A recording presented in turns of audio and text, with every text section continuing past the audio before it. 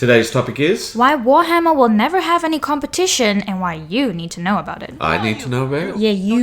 Okay.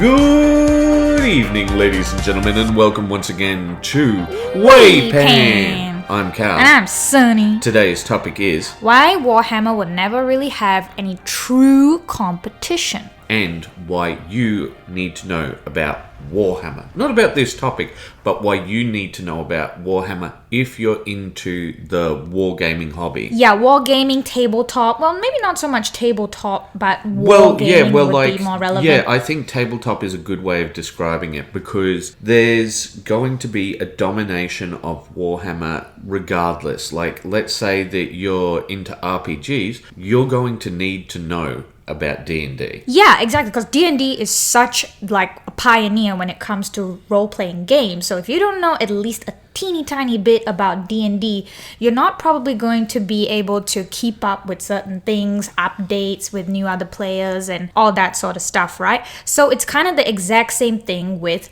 Warhammer. Exactly. So if you're going to be playing war games, even if it's not Warhammer, and you need to make some new friends and you want to have a bigger group, invite more people in, where do you go? Yes, exactly. This is the point. So before we did a recording on why Warhammer will never really have competition, and we broke it down into three factors: the history/lore, we broke it down into economics, and then finally into that it's a monopoly. And the thing we realized is we didn't really factor you into it. And you are the important part here because it's what are you painting now? Yes. Exactly. And what are you painting now? And then, how does this topic affect you as a hobbyist? So the reason why you need to know about Warhammer is because if you don't, you're going to get left behind. And the issue is, I'm sure you've got a great group of friends now, or at least I hope you do.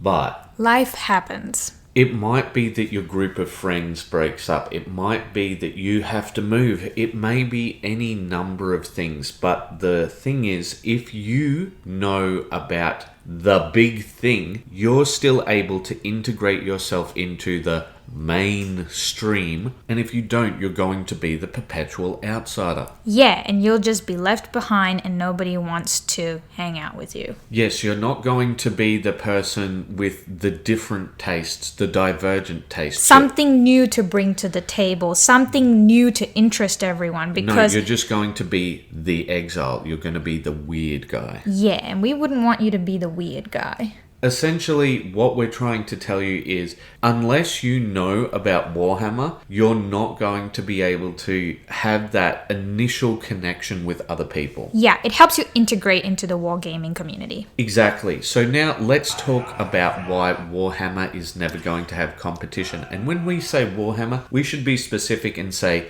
Games Workshop. So first off, it starts off with history. Yes, history/lore. So they built themselves up far more than anyone else. And this is one of the key reasons why they're never going to have competition.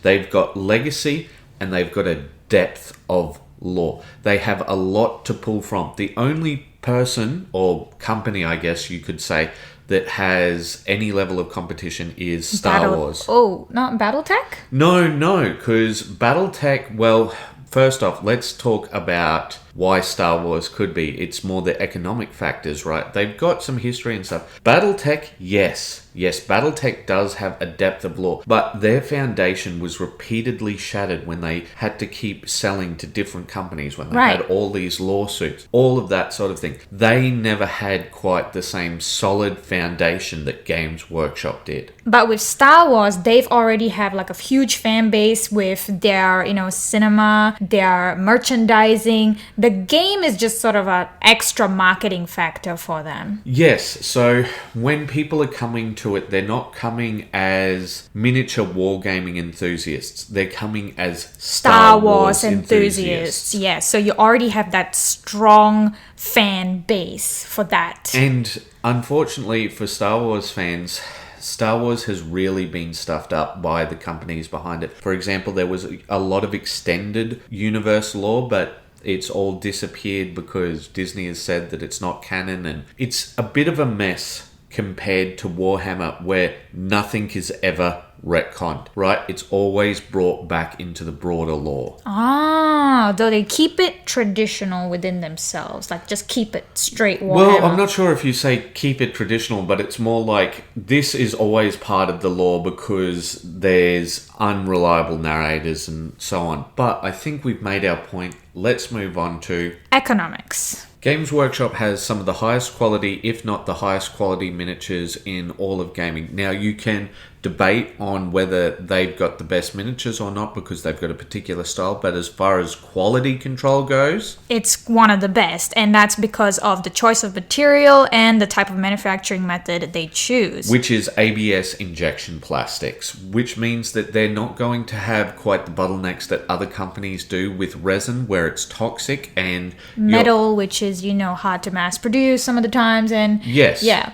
So they're always going to have a leg up because the initial cost of actually producing plastic models is really, really high. Yes, so for example, the actual molds are usually $100,000 to make the actual molds, and we're not talking about research and development. We're just talking about the creation of the molds, and the machines themselves, you're looking at millions. Yeah, so they've already have the capital to back that up continuously. Yes, and anybody else who's coming into this game is going to have to acquire that capital somehow. So, for example, let's say that you're like Star Wars, right? You've already got a lot of baggage which comes with that. You're not a miniature wargaming company. Yeah, so with the miniature wargaming company like Games Workshop, they've already got things to go off of so that they can continue to keep making more and more and more models, especially with, like what we said about FOMO. They make use of that to get people to be interested and buy more from them. Exactly. So the problem is that unless you have that capital, unless you have that start, you're not going to be able to compete with them. Especially not in terms of miniatures productions. Yes, and that's going to be the key issue, to be the competitor. Like, there's lots of little competitors, but they're not competition. Yeah, definitely not. Especially not Kickstarters. They're like their own thing. Yes, and take a look at all of the Kickstarters during Leviathan's release. Nobody was releasing anything of any level of substance during Leviathan's release. Because they know Leviathan's going to be taking up all of everyone's mental space. And this was what we were trying to get to with our third factor, which is monopoly. So they have a monopoly on the mental space of gamers. Yes, so this has something to do with their IPs as well, isn't it, Cal? Well, no. So this was the divergence that you always took. But what I was talking about is how much mental headspace they take from the collective unconscious. Right, so this would be how they constantly have, for example, YouTubers talking about their stuff all the time. And with the way that YouTubers have to take up topics about Warhammer, it's very polarizing. You're either full-on critic or full-on fanatic. And the thing that you're talking about there is the sort of Access Hollywood type of deal that they have with YouTubers. So if they don't talk highly about them, they're not going to get the new shiny thing to talk about in their videos. Well, they're not going to be able to get that contract in the first place. And these contracts, listen to me. Okay, don't.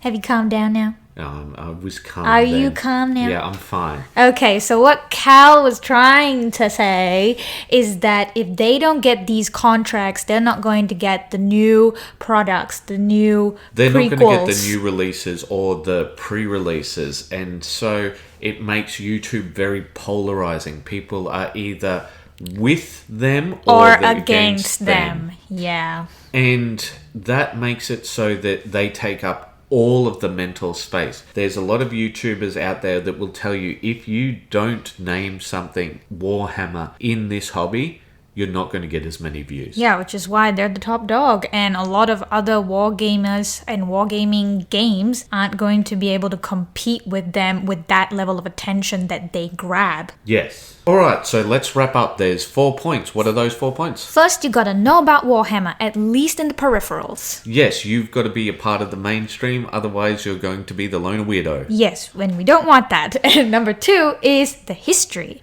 Alright, so there's a lot of history and depth of lore to Games Workshop, and that's why nobody's going to be able to compete with them. They've kept a very strong foundation of their stories. Number 3 is economics. Yes, they've got quite a lot of capital behind them, so nobody's going to be able to compete on that level. At least when it comes to producing high quality miniature models, especially with the type of style they go for. And number 4 is the monopoly. They take up so much mental space in the community that if you're not a part of it, you are going to look like the weirdo. Yes. So the mental monopoly is how much space they take up in the collective consciousness. Yeah, and that's why you as a hobbyist should get to know about Warhammer so that you can play your games with some new friends. But you want to know one thing which will help you get along each and every week with your hobbying? I think I know. Keep those brushes wet. Bye-bye.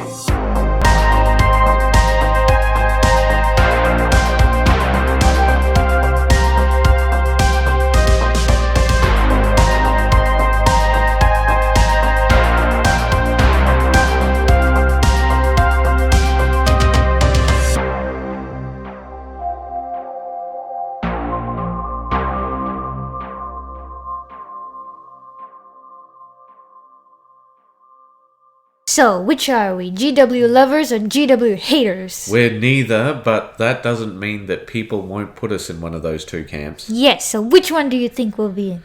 I don't know. Last time I was looking at the comments, somebody was saying that the Australian prices are due to the UK dropping out of the EU. I'm not sure if they know their geography, but Australia isn't part of the EU, guys. Mind you, we are in Eurovision.